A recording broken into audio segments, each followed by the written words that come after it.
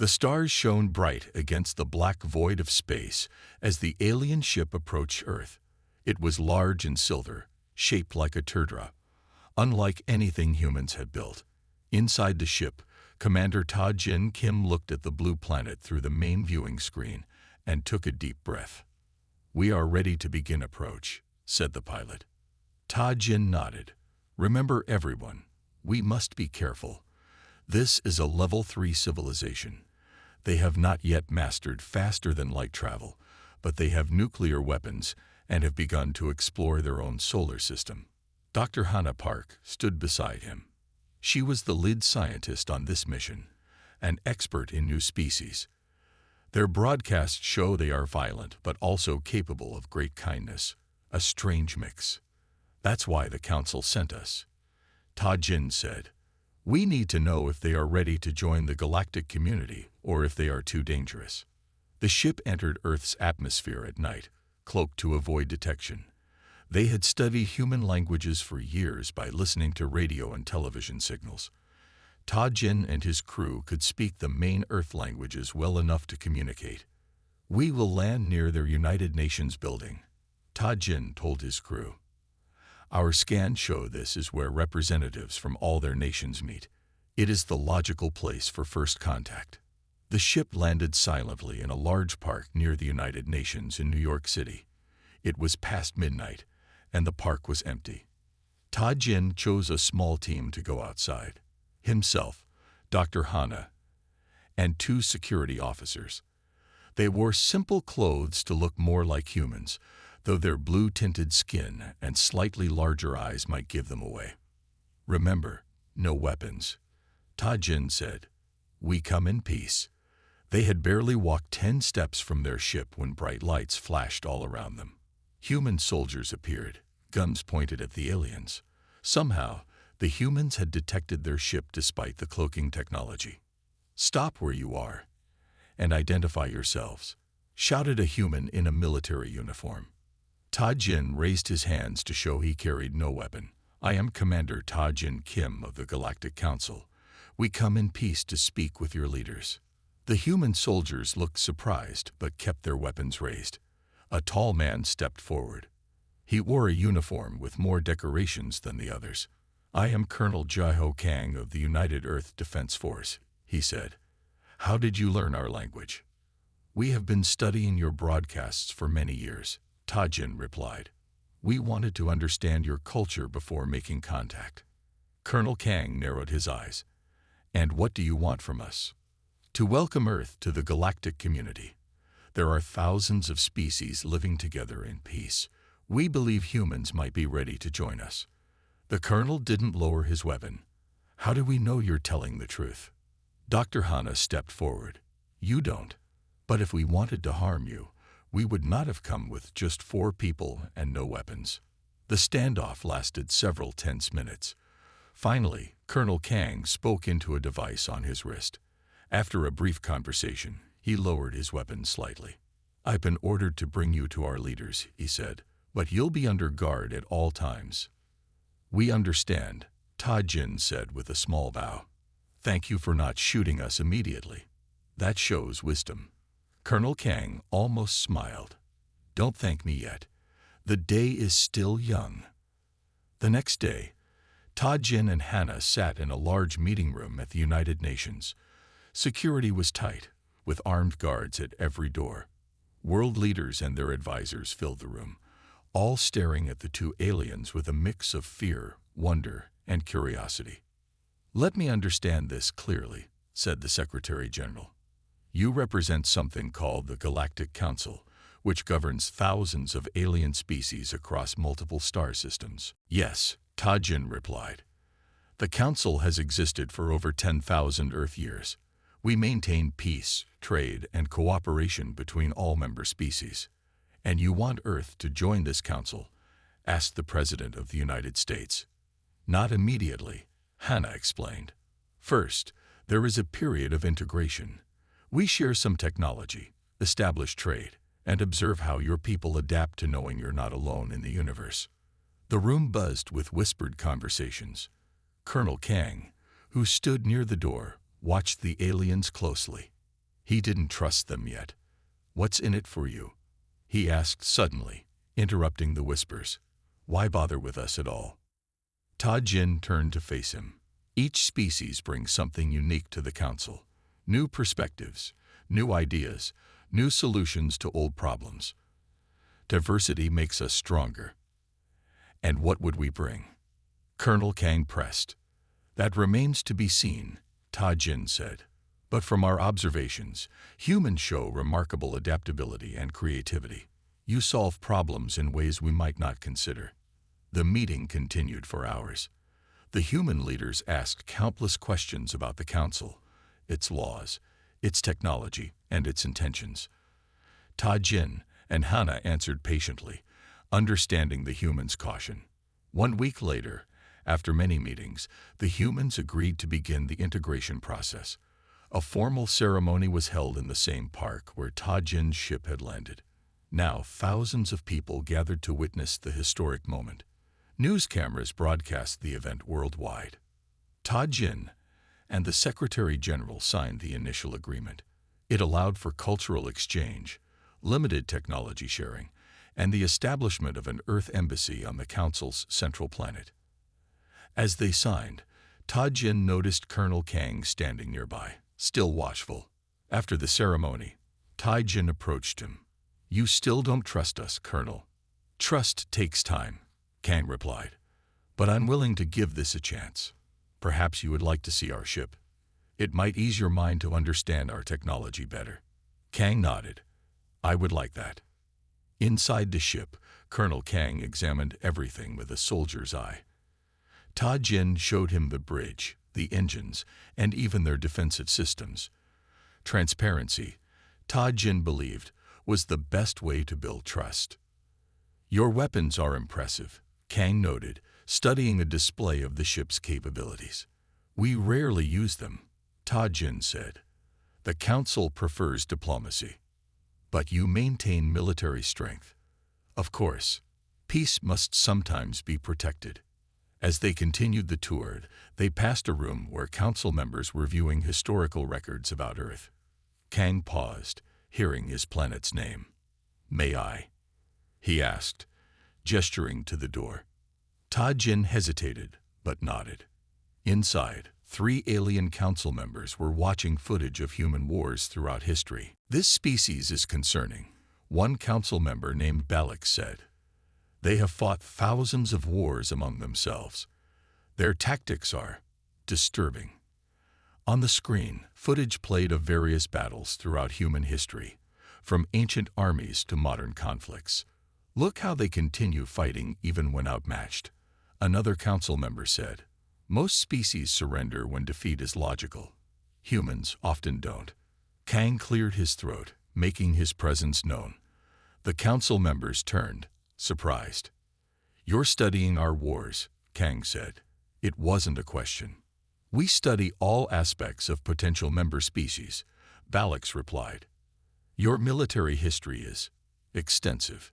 Does that mean Earth won't be accepted into your council?" Kang asked. "No," Ta Jin said quickly. "But we must understand all aspects of your society. Your capacity for conflict is significant." Balix looked directly at Kang. "In all my years studying new species, I've never seen one with such diverse and innovative combat strategies. Your people fight with a determination that defies logic. Why is that?"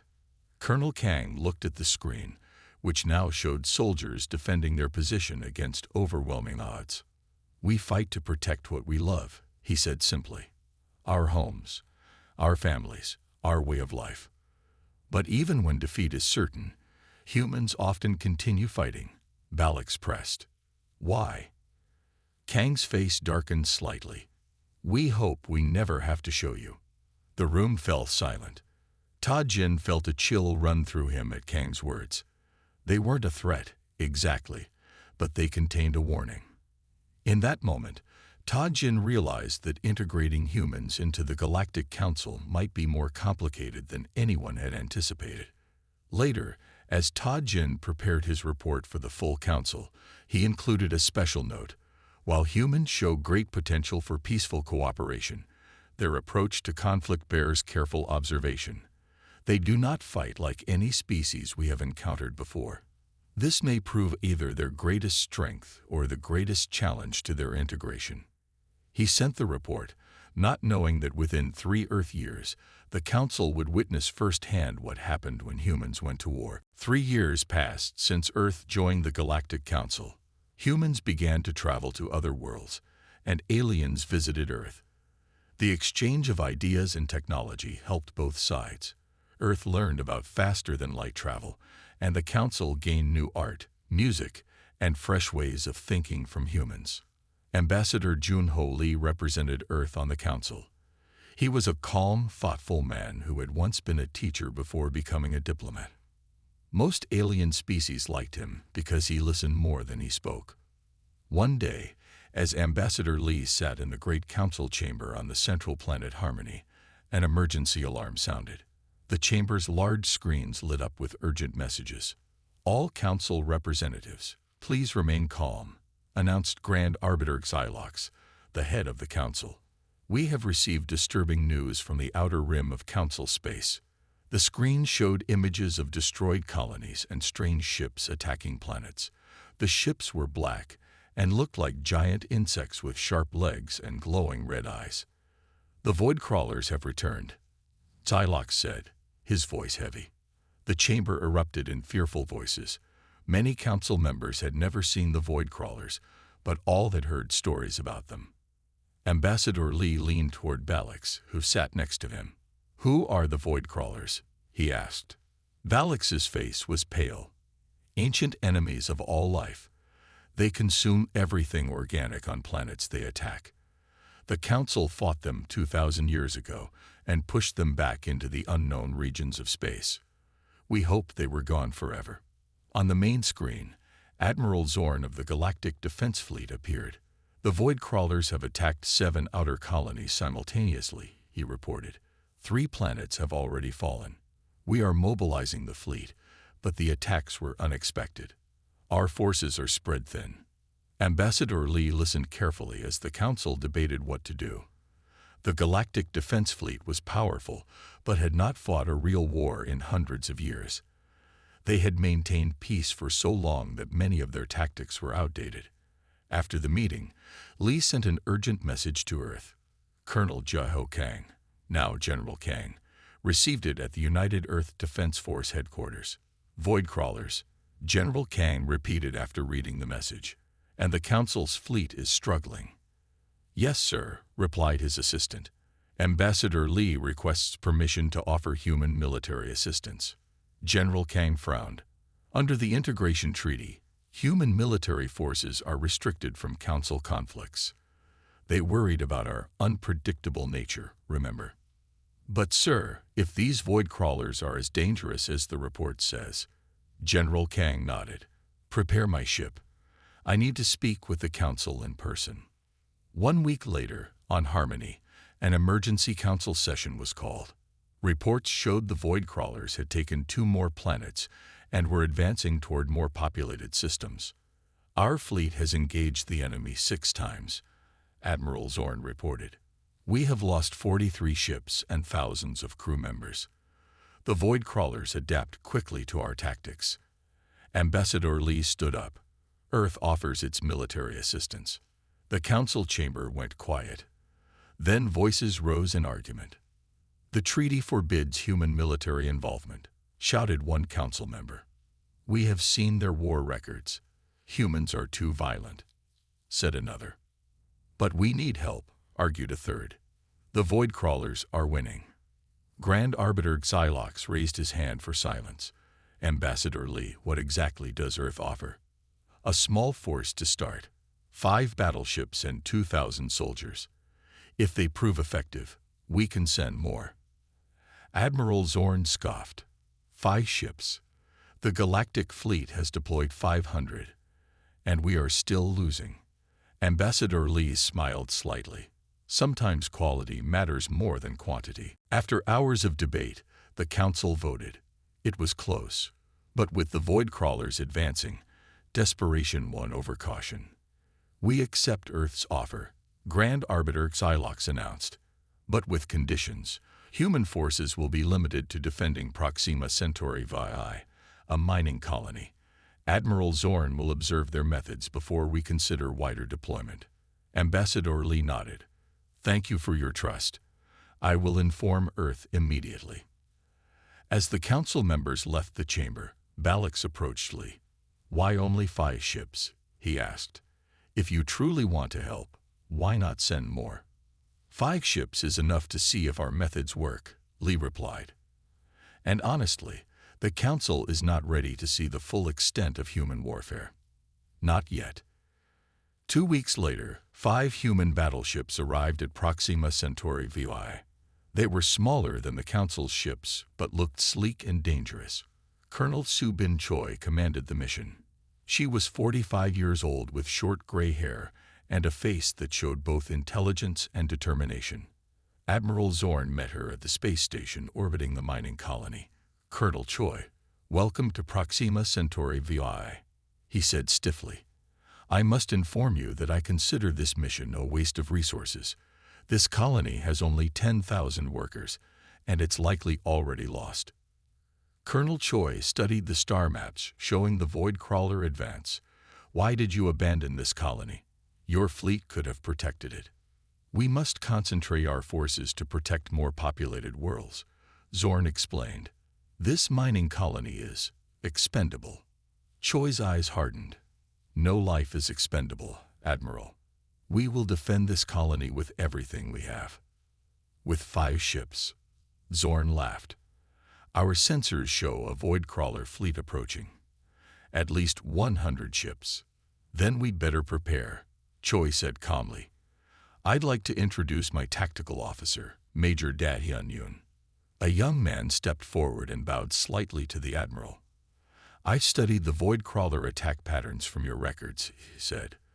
They're predictable if you look for the right signs. Admiral Zorn frowned. We have the finest tactical minds in the galaxy, and they see no pattern. Different perspectives. Admiral, Major Yoon said with a small smile. Humans are good at seeing patterns in chaos. Colonel Choi turned to her crew. We have 3 days before the Void Crawlers arrive. Let's get to work. Over the next 3 days, the humans did things that confused Admiral Zorn. Instead of placing their ships in the standard defensive formation taught at the Galactic Academy, they scattered them in seemingly random positions.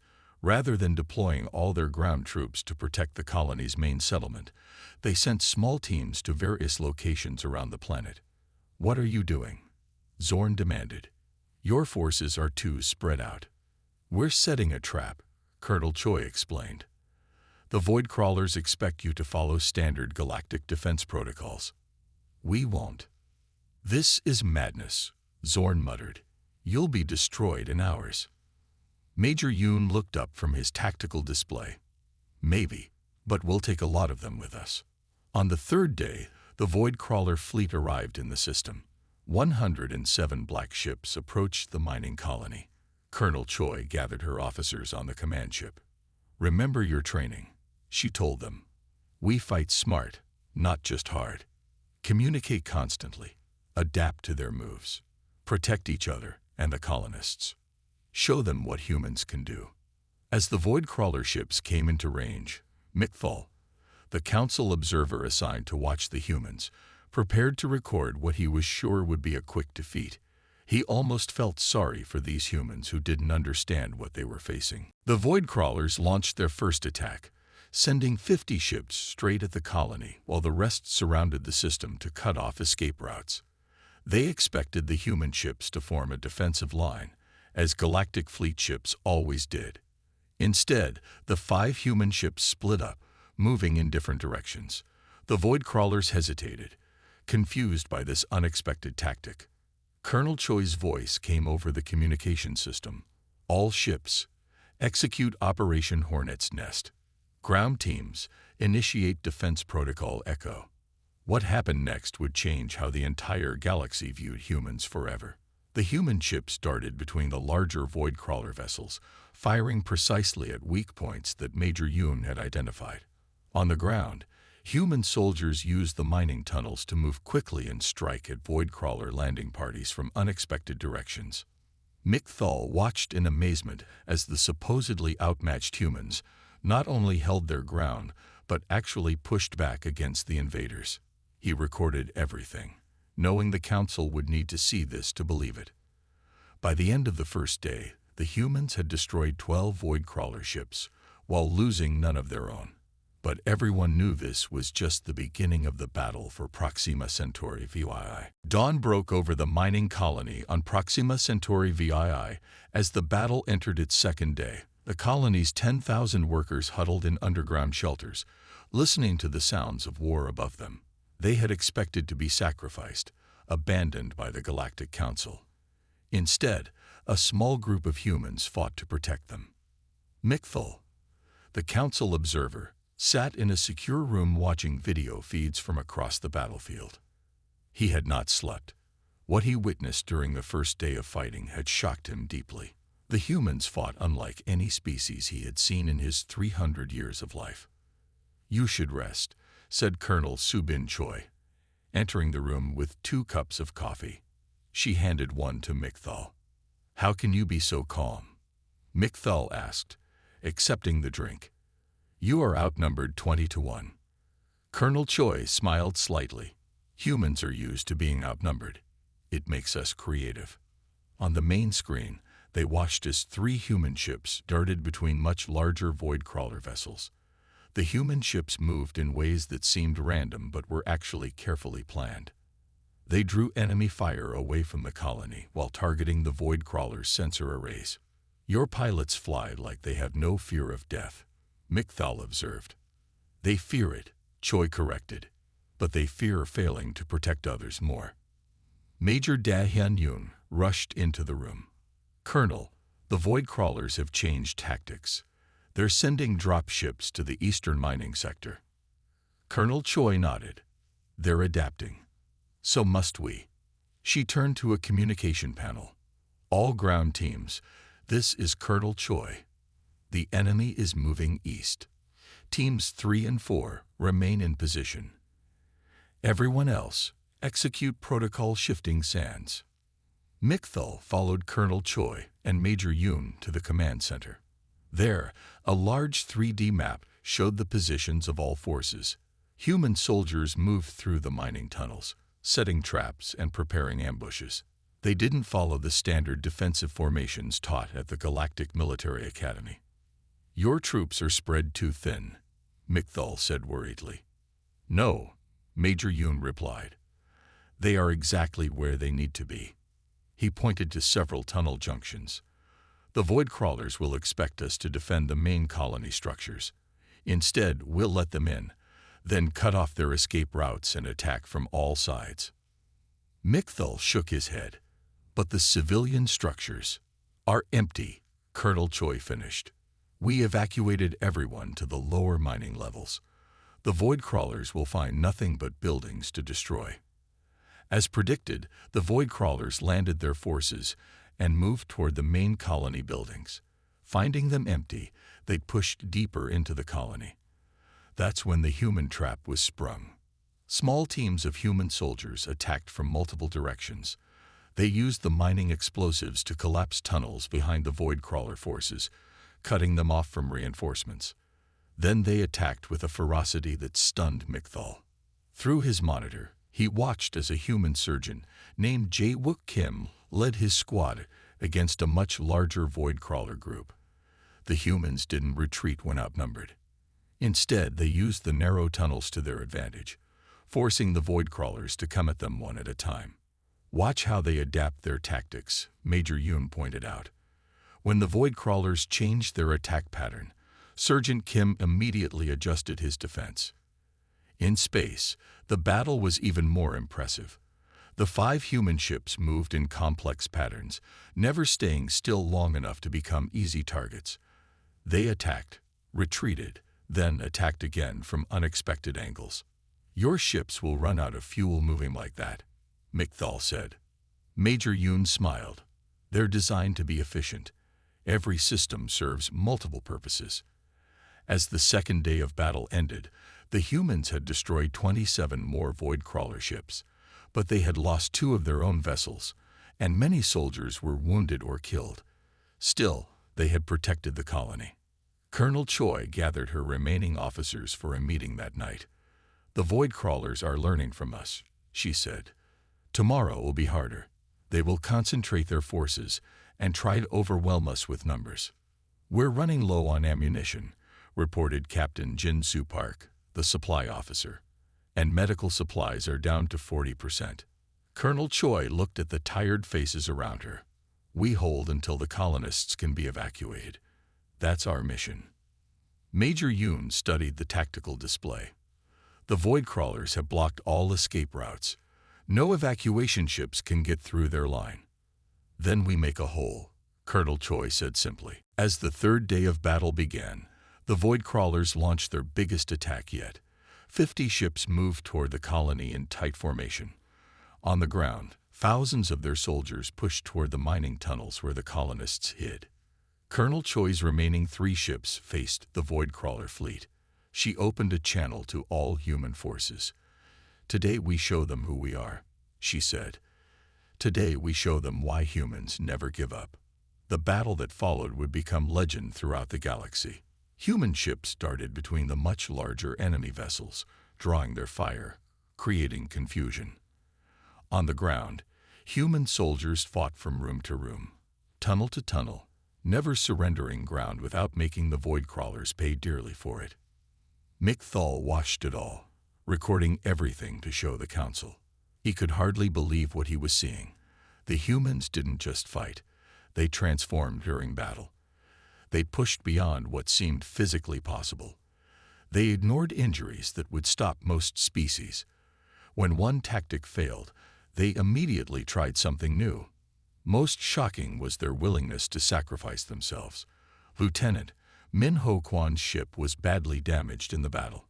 Instead of retreating or abandoning ship, he did something that Mikthal would never forget. "This is Lieutenant Kwan," his voice came over the communication channel. "My engines are failing. Navigation and weapons are still online. Requesting permission for Special Protocol Omega." There was a pause before Colonel Choi responded. "Permission granted, Lieutenant. May you find peace among the stars." Lieutenant Kwan aimed his damaged ship directly at the Void Crawler command vessel. The enemy tried to shoot him down, but Kwan flew with extraordinary skill, evading their fire. He crashed his ship directly into the command vessel's navigation system. The explosion wasn't large, but it was precisely targeted. Without its navigation system, the Void Crawler command ship drifted into the path of 3 other enemy vessels. The resulting collision destroyed all 4 ships. He sacrificed himself," Mikthal whispered. Major Yoon nodded, his face showing both pride and sadness. He saved thousands of lives by giving his own. The battle raged for a full 72 hours. By the end, every human ship was either destroyed or heavily damaged.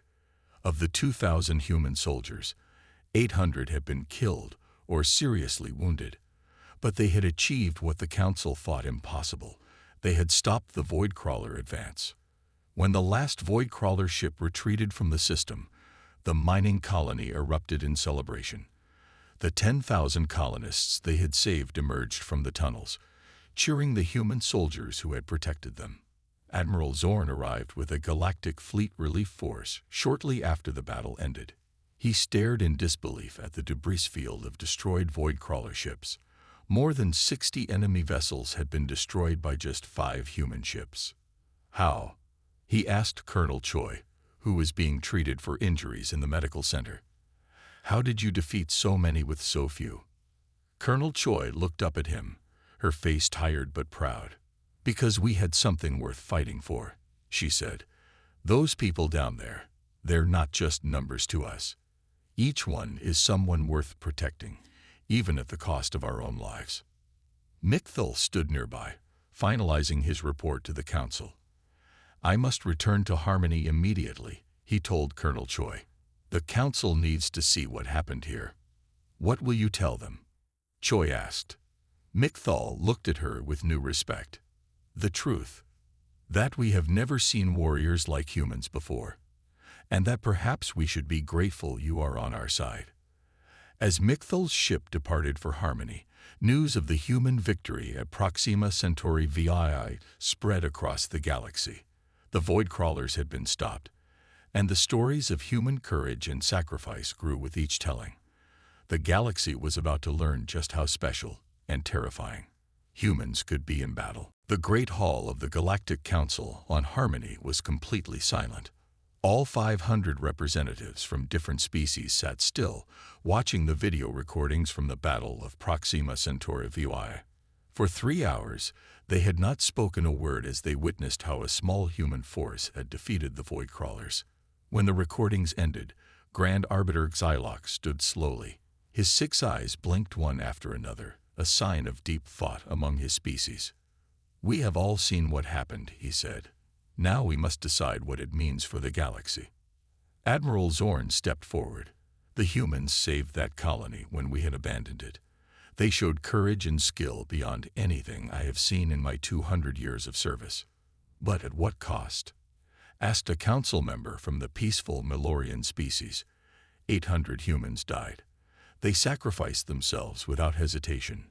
Such disregard for their own lives is disturbing.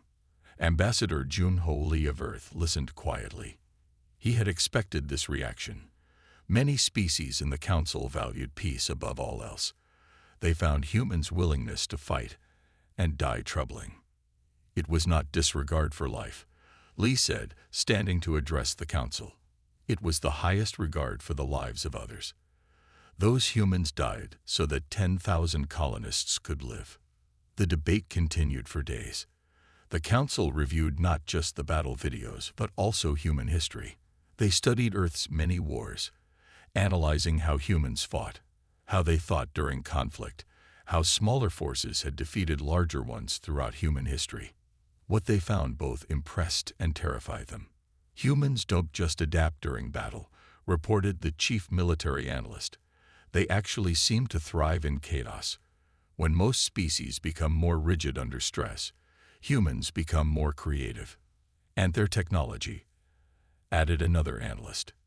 "In just 3 years since joining the council, they have modified our standard ship designs in ways our engineers never considered in thousands of years." Ambassador Lee watched as the council's mood shifted from admiration to concern. He had seen this before in human history. Fear of those who were different, who thought differently, who fought differently. After a week of discussions, Grand Arbiter Xylox called for a special session. "The void crawlers have retreated from council space," he announced. "Our long-range sensors show they have withdrawn beyond the outer rim. Colonel Subin Choi and her forces have done what our entire fleet could not do. They have stopped the invasion." The council members applauded, but their faces showed mixed emotions. However, Xylox continued, "We must address the implications of what we have seen. Humans possess military capabilities that are unique in the galaxy. Their approach to warfare is unlike anything we have encountered in the Council's long history." Ambassador Lee felt the tension in the room. He knew what was coming. "I propose a new treaty," Xylox said. "One that acknowledges humans' special abilities while ensuring the continued peace of our galaxy." 1 month later, a delegation of the highest council members arrived on Earth. They landed in Seoul, South Korea, where they were greeted by world leaders and military representatives. Grand Arbiter Xylox led the delegation, accompanied by Admiral Zorn and 12 other high-ranking council members. Colonel Subin Choi, now recovered from her injuries, stood next to General Jeho Kang as the aliens stepped from their ship. The human officers wore formal uniforms with new medals for the Battle of Proxima Centauri VI. "Welcome to Earth," General Kang said with a small bow. "We are honored by your visit." Grand Arbiter Xylox returned the bow. "The honor is ours. We come to speak with those who saved many lives, and to propose a new relationship between Earth and the Galactic Council." The meetings took place in a beautiful old palace in Seoul. For 3 days, human leaders and council representatives discussed the future. The discussions were sometimes tense, sometimes friendly, but always respectful. On the fourth day, they reached an agreement. In a public ceremony attended by billions across Earth and the galaxy, Grand Arbiter Xylox and the President of the United Earth Government signed the Treaty of Earth. As the signing ended, Xylox read aloud the treaty's most important part, known as Article 7.